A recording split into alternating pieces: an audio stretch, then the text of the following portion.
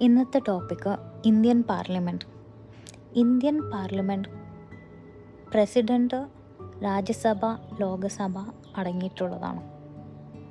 രാജ്യസഭ എന്ന് പറയുന്നത് council of states ആണ്. അതിൽ 250 മെമ്പേഴ്സാണ് മാക്സിമം. 238 റെപ്രസെൻറ്റേറ്റീവ്സ് ഓഫ് സ്റ്റേറ്റും യൂണിയൻ ടെറിട്ടറീസും ആണ്. ബാക്കി 12 മെമ്പേഴ്സിന് പ്രസിഡൻറ്റിന് ഡയറക്റ്റ്ലി നോമിനേറ്റ് ചെയ്യാൻ പറ്റും. ലിറ്ററേച്ചർ, സയൻസ്, ആർട്ട്, സോഷ്യൽ സർവീസിലൊക്കെ എക്സ്പെർട്ടീസ് തികച്ച ആളുകളായിരിക്കും അത്. ലോകസഭ എന്ന് പറയുന്നത് ഹൗസ് ഓഫ് പീപ്പിളാണ്. അതിൽ മാക്സിമം 550 അല്ലെങ്കിൽ 552 മെമ്പേഴ്സാണ്. 530 മെമ്പേഴ്സ് എന്ന് പറയുന്നത് റെപ്രസെൻറ്റേറ്റീവ്സ് ഓഫ് ദ സ്റ്റേറ്റും 20 മെമ്പേഴ്സ് എന്ന് പറയുന്നത് റെപ്രസെൻറ്റേറ്റീവ് ഓഫ് ദി യൂണിയൻ ടെറിട്ടറിയാണ്. ബാക്കിയുള്ള രണ്ടെന്ന് പറഞ്ഞാൽ Anglo Indian community properly represented അല്ല എന്ന് പ്രസിഡൻറ്റിന് തോന്നുകയാണെങ്കിൽ അവരെ ഡയറക്റ്റ്ലി നോമിനേറ്റ് ചെയ്യാനുള്ളതാണ്.